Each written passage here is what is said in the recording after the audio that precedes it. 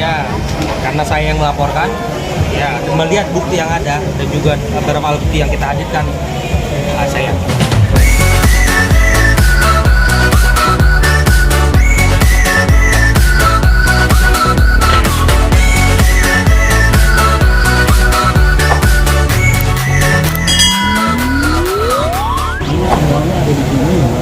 Udah, belum?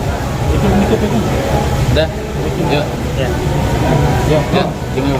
Ya, jadi perlu saya sampaikan ke rekan-rekan media bahwa dalam minggu ini kita sudah menjalani rangkaian pemeriksaan penyelidikan. Dalam laporan polisi saya yang laporin mewakili klien saya pada melaporkan saudara FA. Dari dalam minggu ini kita ada beberapa pemeriksaan terhadap saksi-saksi yang saya hadirkan, termasuk memberikan tambahan beberapa bukti dan juga beberapa saksi dari pihak-pihak yang mengetahui langsung kejadian tersebut. Oke, bisa dijelaskan kemarin Ciolip sudah diperiksa ya?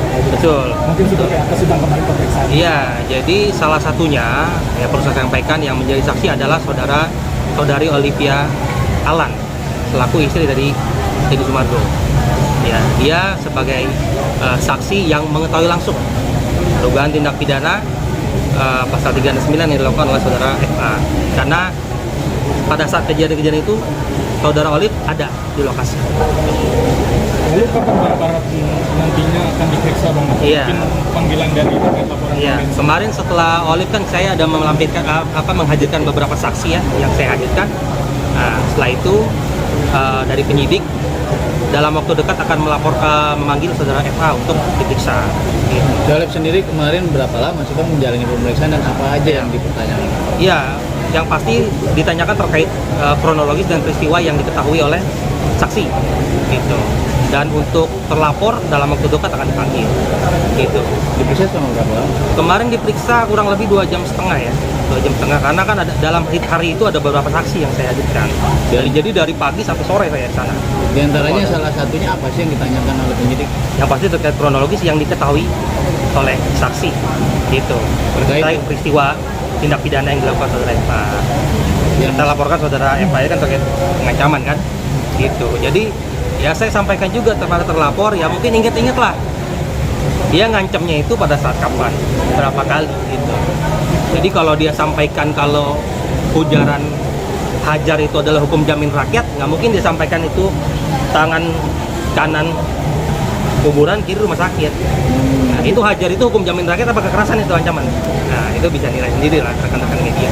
Psikologisnya sendiri Ciolip seperti apa sih saat mendapat sang suami diancam seperti itu? Ya, yang pasti bagaimanapun juga seorang istri ya tidak terima dan tertekan juga lah. Yang awalnya niat baik, ya kan dia memberikan fasilitas, membantu supaya orang itu mendapat sumbangan, tapi ternyata malah jadi peristiwa ini kemana-mana dan bahkan dilaporkan, bahkan digugat sekarang, ya kan?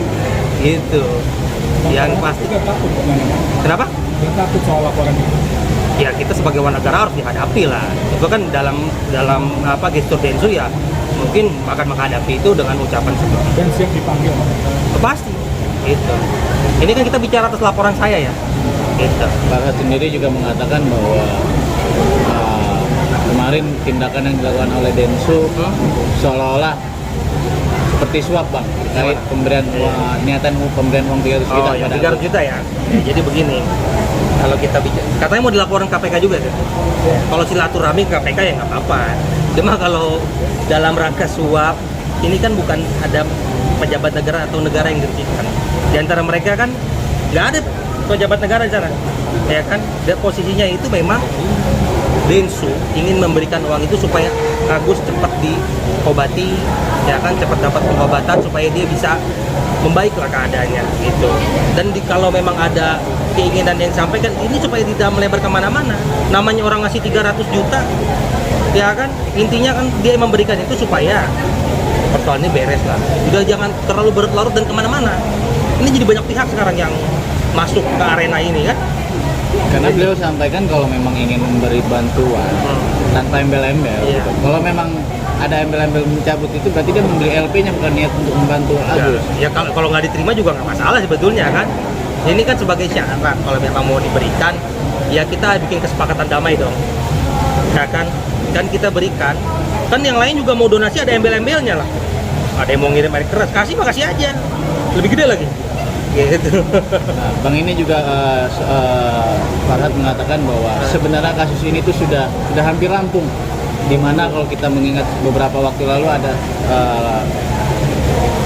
momen perdamaian antara kedua belah pihak. Namun kejadian itu atau agenda itu batal terjadi karena adanya diduga intervensi dari Denny Sumargo pasca menerima telepon Novi dari Denny Sumargo. Justru menurut saya kurang tepat kalau anggapan seperti itu, karena yang pada saat itu kita ini kalau bikin kesepakatan harus dari keinginan para pihak yang win-win solution, bukan ada ancaman atau ada paksaan. Kalau memang tidak ditemukan titik temu, ya tidak bisa, kita otomatis deadlock. Kita tidak bisa menemukan kata sepakat di situ. Gitu. Tapi kalau yang disampaikan Destu itu dia menyampaikan karena dia tanpa ada dia nggak mungkin kumpul duit itu. Dia fasilitator di sini. Gitu. Dari dengan medianya dia. Bisa tanyakan rata-rata donatur itu taunya karena media Destu. Nggak kurang tepat juga kalau tidak dilibatkan. Gitu. Terus gimana nih Bang, perihal terkait dengan Kemensos yang ada wacana ingin mengambil alih sisa dari uang donasi Ya, Bang? apapun dari tindakan dari lembaga negara itu saya dukung, karena itu saya pikir adalah win-win solution dan cara terbaik. Saya bicara di sini sebagai kuasa hukum Densu atas laporan ancaman, gitu. Dan saya bicara dalam koridor saya dan saya sampaikan perkembangannya seperti apa. Tunggu aja, dalam waktu dekat pasti terlapor akan diperiksa. Tapi kalau bicara ancaman malah Farhad sendiri merasa bahwa dirinya yang terancam karena sudah disatroni rumahnya. Kalau disatroni kan disuruh masuk, disuruh duduk, ya kan, disambut layaknya tamu. Makanya saya bilang peristiwa pengancaman ini jangan disalahartikan hanya dalam peristiwa, satu peristiwa doang. Karena saya laporin melampikan buktinya ada beberapa peristiwa. Jadi silakanlah terlapor, ingat-ingat lah di mana aja dan kapan aja dia mengucapkan dan mengutarakan ancaman-ancaman kekerasan kepada klien saya. Silakan ingat-ingat itu. Ini bukan hanya sekali. Ada berapa barang bukti sih yang diajukan dari pihak apa? Ya cukup banyak lah. Saya lampirkan satu flash disk kok. Dan cukup banyak. Itu foto dan video. Potongan video, ya kan, dari media resmi ya, bukan foto-foto dari sosial media, tidak, dari media resmi. Dan ada beberapa media, ada beberapa lokasi di wilayah hukum Polda Metro Jaya. Gitu. Lalu bagaimana nih Bang dengan adanya niatan Farhad Abbas ingin melaporkan kembali klien Abang? Melaporkan apa tuh? Saya baru tahu tuh. Dirinya berniat ingin melaporkan diri Sumargo kembali terkait tadi yang masalah mengakibatkan pengancaman tersebut yang ajar itu. Ya silakan aja. Itu kan hak warga negara membuat laporan polisi. Ya kan. Kalau saya yang pasti ketika membuat laporan polisi itu memang ada peristiwa pidana yang dilakukan dan merugikan klien saya. Gitu. Bang, atas laporan Densu ini, Ya. apakah Farhad bisa masuk penjara menurut Abang kira-kira begini? Ya sejauh ini ya saya yakin dengan bukti yang kita hadirkan dan saksi dan juga nanti ada ahli-ahli yang kita hadirkan, saya yakin. Nah ini kan saling Dengan ancaman berapa sih Bang? Ya pasal 369 bisa dilihat lah, kurang lebih 4 tahun. Bang, ini kan saling melaporkan. Apakah Densu siap menghadapi juga laporan atas Farhad Abbas? Ya kita namanya dilaporkan itu kan hak warga negara, kita siap hadapi, gitu. Kita siap kooperatif. Ya kita siap buktikan bahwa kita tidak ada melakukan pidana. Soal yang 300 juta apa katanya dibilang suap, gimana sih Bang? Nah, jadi ya tadi saya udah terangkan ya kalau berkaitan suap ini adalah upaya perundingan, upaya negosiasi. Ya kan, ketika memberikan itu ya kita pengen nanti ketemu ada win-win solution supaya tidak berlarut-larut. Ini antar prinsipal ini. Kan nggak ada saya di sana juga. Murni Densu dan juga sama aku. Gitu. Katanya Farhad mau melaporkan kembali Densu ke polisi kan? Ya Rencananya. itu hak dia lah, dia mau laporkan siapa juga. Itu hak dia lah. Dan Densu pun menyesal katanya Bang soal 300 juta ke Agus itu kan? Iya, jadi sekarang orang mau berbuat baik jadi mikir 2 kali ya. Kalau dia salah artikan terus-menerus, ya kan? Gitu. Finlin bergabung dengan Farhad gimana Bang? Dan siap membantu soal Agus gitulah mungkin. Saya sih sejauh ini belum tahu ya, dia memang udah jadi kuasanya atau belum. Saya tidak tahu. Yang pasti kalau memang saudara Alvin Lim menjadi kuasa hukum, ya itu hak dari Agus memilih pengacara dan memilih apa untuk dibela oleh siapa dalam perkara ini. Gitu. Terakhir, Dengan percaya dirinya Alvin Lim mengatakan bahwa Agus tidak dapat dipidana. Jika bisa berhasil dipidanakan, Ya. dia rela dipotong kupingnya. Tanggapan abang seperti apa? Ya karena saya bukan posisi melaporan Agus ya saya belum lihat juga dari alat buktinya seperti apa, lalu nanti belum melakukan analisa terkait unsur pidananya apa saja. Yang pasti saya tidak mau ikut campur ke arena itu. Saya di sini sebagai kuasa hukum Denny Sumargo atas laporan pidana saya kepada saudara FA. Gitu. terakhir Bang, pesannya buat para seperti apa sih? Ya, buat siapa nih Pak pesannya nih? Buat para sesama rekan sejawat ya.